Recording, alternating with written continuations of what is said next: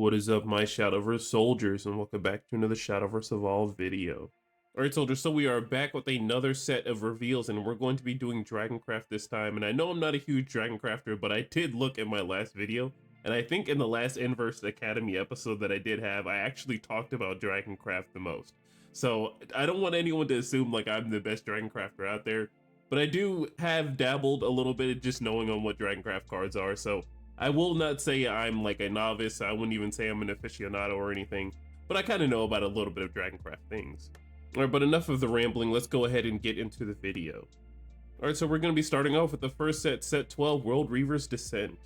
Alright, and we're going to be looking at our first card. So we have Ship's Bane Feliciosaurus, so it's a 5 cost 5/5. You can evolve for 1, but when it comes to the play fanfare, you banish an Tyrian Great Tree on your field.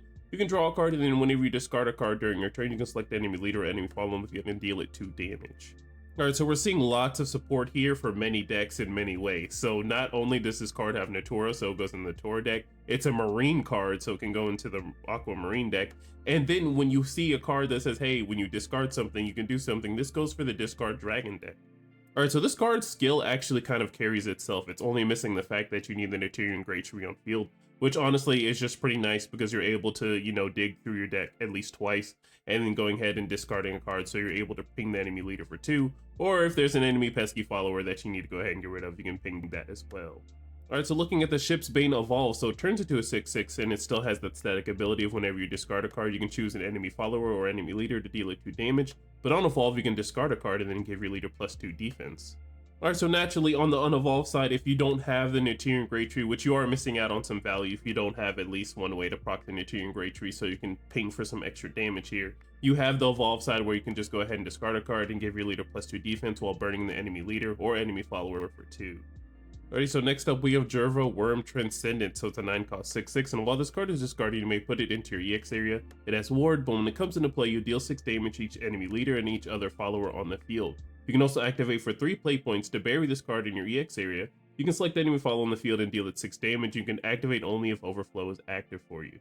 Alright, so an amazing card for those perspective decks. Alright, so not only is this a 9 cost card, so you can put this in 7 costs and this can be one of the cards you discard. Of course, whenever you're discarding off of whatever X ability for the discard deck, of course, you can go ahead and plus in by drawing a card on the 7 cost deck. Or if you're doing this off of an Tyrian Great Tree, you can draw a card and then discard this, put it into your EX area.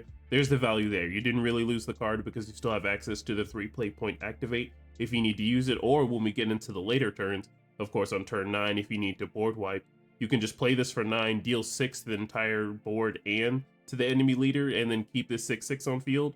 Yeah, that's some really good value there. Alright, so soldiers, stay with me. I am not the best at sounding out dinosaur names, so you're gonna have to bear with me. So we have Steelcap Pachycephalosaurus. So it's a 2 cost 2/2. You can evolve for 1, but it has the last word to summon in a Tyrian Great Tree. Alright, so yeah, this is definitely the card to be going second. You play this on 2, and then you're gonna evolve it with the evolution points so you can crash into a follower that might have attacked you on turn 1. Alright, so looking at Steelcap Evolve, so it turns into a 3/3, but on Evolve you select the enemy following the field and deal it 2 damage, and you've discarded a card this turn, you can deal 4 damage instead, and it still has the last words to summon a Tyrian Great Tree token. Alright, so just like that, in the early game you have a way to just deal with that early removal, and then keep this follower up if you need to, or if you discarded a card this turn, you can deal 4 damage, and then swing this into another follower, and then get an Tyrian Great Tree on the field. Alright, and next up we have Gazelle Mermaid Healer, so she's a 1 cost 1/1, and if Overflow is active for you while this card is on your field, each other marine follower on your field has Rush and a Sail. When she comes into play, you can give your leader +2 defense. Alright, so I'm not gonna lie to you soldiers, this card is actually pretty gas, because in the early turns, we're gonna need as much health as we can, and especially against those aggressive decks that are going to be pushing as much damage as they can in the early game, being able to have that 2 extra health can really matter in some situations, gives you that little breathing room.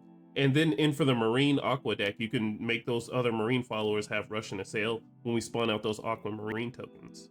Alright, next up we have Cursed Furor, so it's a 2 cost spell, but if Overflow is active for you, this card has Quick. You can select the enemy follower on the field and deal a 4 damage and put an Tyrian Great Tree token onto your field. Alright, so I think this card is actually pretty good too, so I know some of you soldiers are probably comparing it to Blazing Breath, and don't get me wrong, Blazing Breath is the cheaper card and you do exactly the same thing for Overflow.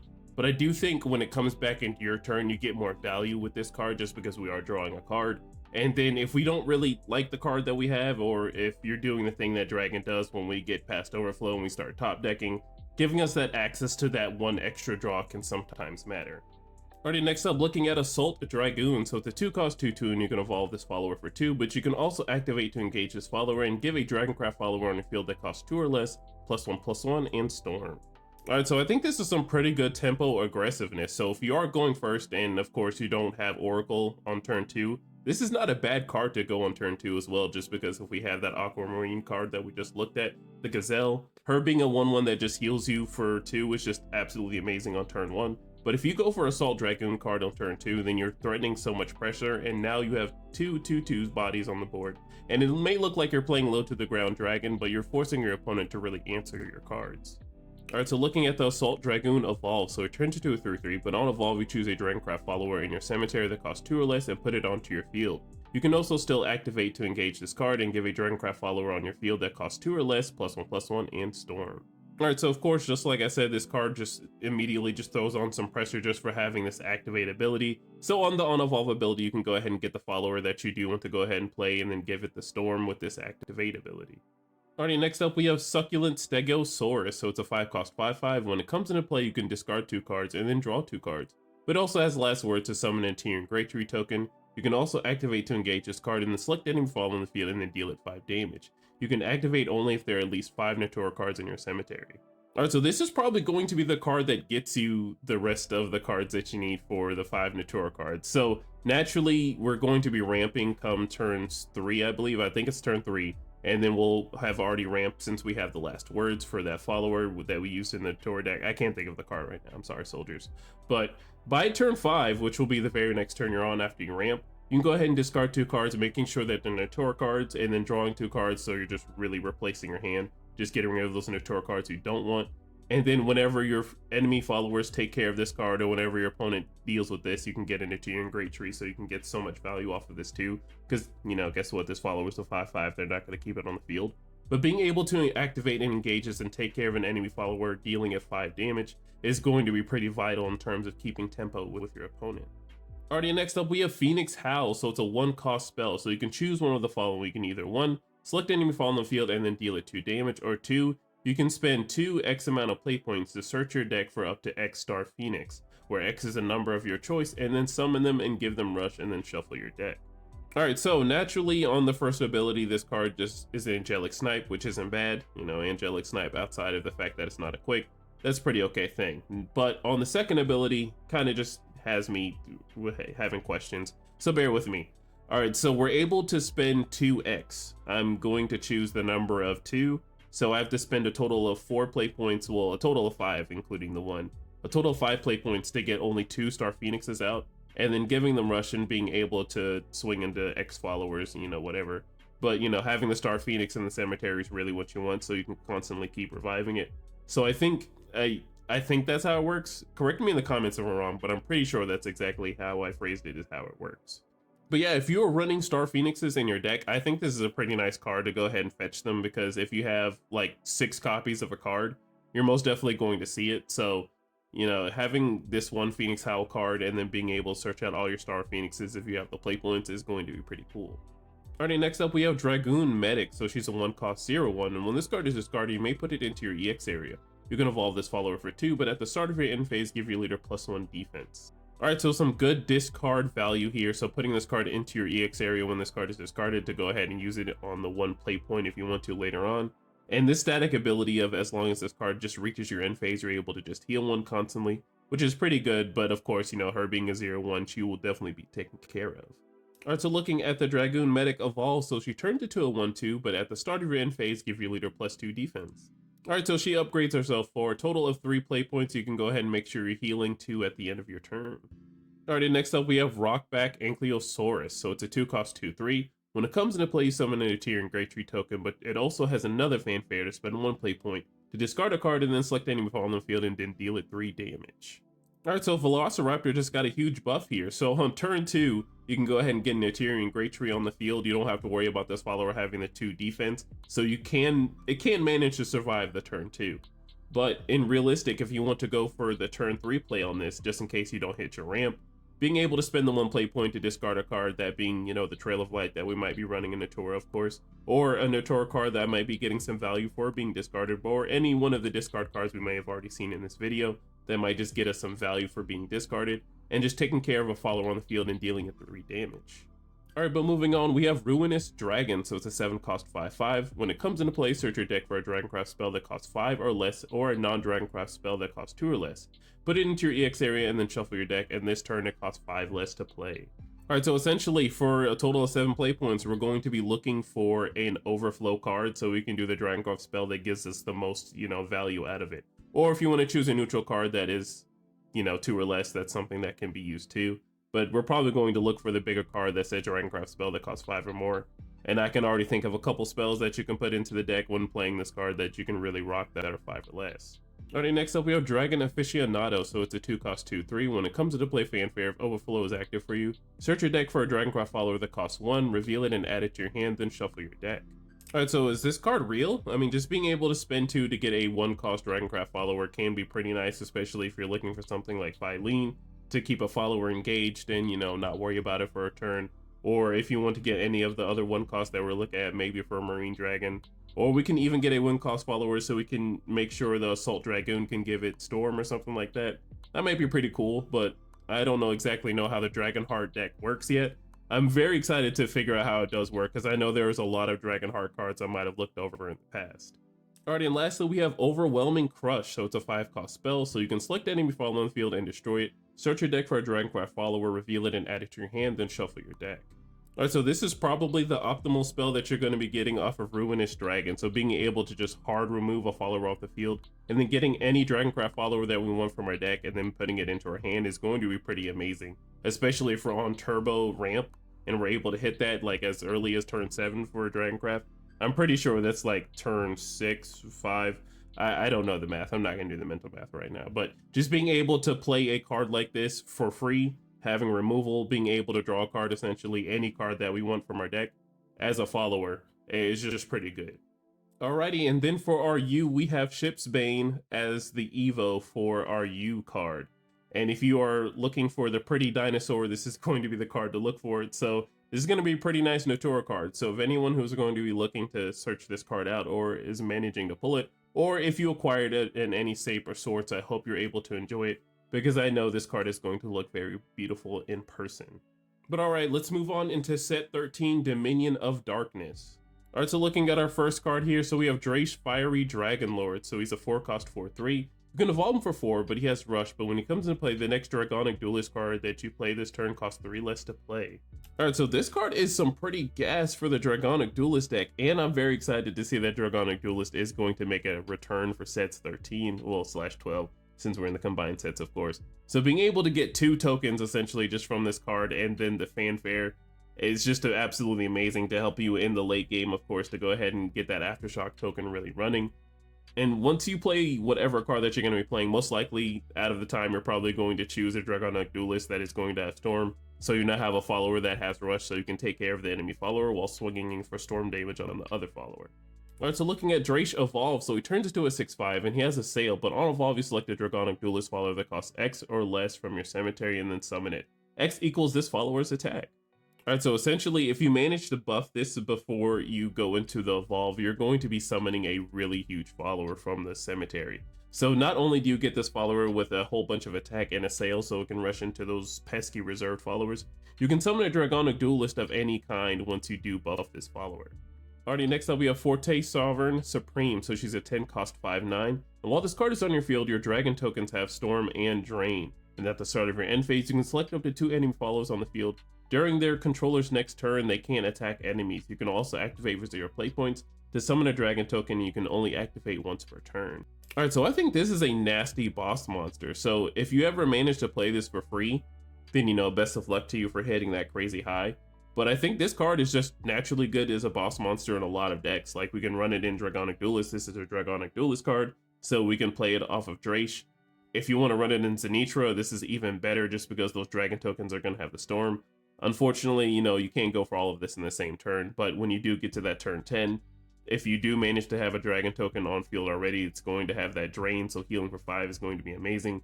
has good terms of removal. I'm using that as air quotes because, you know, 2 enemy followers not being able to attack. It's kind of like removal in a way. And then her herself just being able to summon out the dragon token so she can get value off of her own stack ability is just absolutely amazing. Alrighty, next up we're looking at Godfire Phoenix. So it's a 2-cost 5/5. You can evolve this follower for 1 and you can activate only if Overflow is active for you, but this follower can't attack enemies. Alright, yeah, usually when I see a 2-cost follower, it has crazy stats like a 5/5. I know I better see the printing that this follower cannot attack enemies, or at least it can't attack enemy leaders, because goodness gracious, that would be so much damage on turn 2. But looking at the Godfire Phoenix evolve, so it turns into a 6/6, and at the start of your end phase, you can select enemy follow in the field. If you have 10 max play points, you can banish it and give your leader +3 defense. Alright, so we're presented with 2 options here. So we can play this on turn 10 when we have the play points to go ahead and evolve this follower, gain 3, while taking care of a follower that might have a last words that we might not like. Or we can put this into Overflow, and then on Overflow turn, we can make this into a 6/6 body with only 3 play points, and then have the extra 4 play points to play around with. Those are the 2 options that I can really see this follower being used for. Alright, but next up we have Roy Dragon Reaver. So he's a 3-cost 3/3, and if there's an amulet on your field, this follower has Rush. But when he comes into play fanfare, if there are at least 3 Dragonic Duelist cards on your field, you can increase your maximum play points by 1. Alright, so if I remember correctly, the Dragonic Duelist did not have any way of ramping since it kind of played it a little bit lower to the ground. And our main focus when playing Dragonic Duelist was to get that Aftershock token as quickly as possible. So whenever we play Dragonic Duelist, we can keep ramping it up. But of course, this being a simple, easy card to play in Dragonic Duelist, and then as long as we have that amulet on the field, we can go ahead and rush this. It seems like with this amulet ability, it seems like you probably want this to be a last words ability. But, you know, just being able to play this and then increasing your maximum play points so you can keep playing more Dragonic Duelist is even better for the deck. Alrighty, next up we have Howling Conflagration. So it's a 2-cost spell card. When playing this card, you may pay an additional cost of 3. You can select an enemy follow in the field and deal it 3 damage. If you paid the additional cost, you can search your deck for a Drache Firely Dragonlord, summon it, and then give it a sail, and then shuffle your deck. Alright, so for a total of 5 play points, it seems like we can go ahead and get our Fiery Dragonlord onto the field. It has a sail on top of Rush, and it doesn't seem like we're probably going to be evolving that same turn unless we have all those play points. But, you know, if we're able to go ahead and play out another card from the Fiery Lord's Fanfare to go ahead and increase our maximum play points, potentially, like playing Dragon Reaver, which is a pretty big turn, I would say, for taking care of a follower for 3, having the Rush a Sail on the board, and then having another follower that's going to be proccing up the Aftershock counters token. Alright, but moving on, we have Flame Pillar Dragon Newt. So it's a 4-cost 3/3. You can evolve from 1, but when it comes into play, you can select enemy follow in the field, and if Overflow is active for you, you can deal it 4 damage. Alright, so nothing too crazy on turn 4, you just get a 3/3 body, but if Overflow is active for you and you have those extra 3 play points, of course, you can deal it 4 damage, which I'm pretty sure this evolve is definitely going to help cover for the rest of that damage. Alright, so looking at Flame Pillar Evolve, so he turns into a 4/4, but on Evolve, you search your deck for a Dragonic Duelist follower that costs 3 or less, and then summon it, and then shuffle your deck. Alright, soldiers, so I don't know what I was doing. I was kind of out of it when reading the last piece of the card. I honestly thought this follower was going to do 4 damage, and then the evolve was going to do like the rest of the 3 to do 7 damage to a follower, but I was thinking of Overflow, and that's 7 play points. But I completely missed the fact that this card was a Dragonic Duelist. So on the unevolved, we're going to go ahead and proc up the Aftershock token if we don't already have it. But this is a way to go ahead and get the Aftershock token if we don't already have it by turn 4, to go ahead and evolve this and get our 3-cost card out that spawns out our token on last words. So, you know, this is a way to really help out your deck if you're really missing on turn 3 for that card. Alrighty, next up we have Imperial Dragon. So it's a 7-cost 5/6. It has Ward, and when it comes into play, you look at the top 5 cards of your deck. You may reveal any number of Dragoncraft cards that cost at least 7 and add them to your hand. Put the rest at the bottom of your deck in any order. Alright, so that is actually pretty fat for the 7-cost Dragoncraft deck. So being able to look at the top 5 cards, and, you know, if we're playing Dragon, we're not going to have a huge hand size. So being able to draw 5, or at least drawing 3, is just humongous here. And then you get a 5/6 Ward on top of that too. Yeah, that's just some value. Alrighty, next up we have Scalebound Plight. So it's a 1-cost spell. When playing this card, you can engage a Dragoncraft follower on your field that costs at least 7 as an additional cost. This card cannot be played without paying the additional cost, and you can deal 2 damage to each enemy leader and then give your leader +2 defense while drawing 2 cards. Alright, so some pretty good extra play points when using with a Ward, I would say. So you have a 7-cost or more Dragoncraft follower that's Ward. I'm thinking of like Pumpkin Dragon if you actually manage to play him. you can go ahead and do Pumpkin Dragon's effects, and then, you know, for the extra 1 play point, you can go ahead and engage that follower. It already has wards, so you're doing what its ability does already. You can ping the enemy leader for 2 while healing yourself with 2 and then drawing 2 extra cards. Now I know I used Pumpkin Dragon as an example, but that was like the first 7 or more Dragoncraft follower that I could think of when, you know, getting the most out of this card. Alright, and next up we have Margaret Mermaid. So she's a 2-cost 2/2 and you can evolve her for 1. Alright, and looking at the Mermaid evolve, so she turns into a 3/3, but on evolve you look at the top 4 cards of your deck. You may put a marine card from among them into your EX area and then put the rest of the bottom of your deck in any order. Alright, so soldiers, it looks like we're going to be talking about the marine deck pretty soon, just because every set, I just mean every set, there's just a marine card printed, and this deck is going to be so real. Like, we already have kind of like a late game card for it. We have Neptune, but Neptune isn't really like a crazy card that we can be playing in marine so far, but we're soon going to get the marine card that is going to break this deck. And if we keep constantly getting cards that's, you know, building either defense for the deck, drawing cards, having some storm, or just having searchers, like I say in like every other video, if they keep printing support for it, it'll eventually be good. Alright, next up we have Earthen Dragon Newt. So it's a 2-cost 2/2. When it comes into play, look at the top card of your deck. If it's a Dragonic Duelist card, you may add it to your hand, and if Overflow is active for you, you can give your leader +2 defense. Alright, so let's be realistic, soldiers. When we're building the Dragonic Duelist deck, most of the time we're probably going to make this deck super tribal.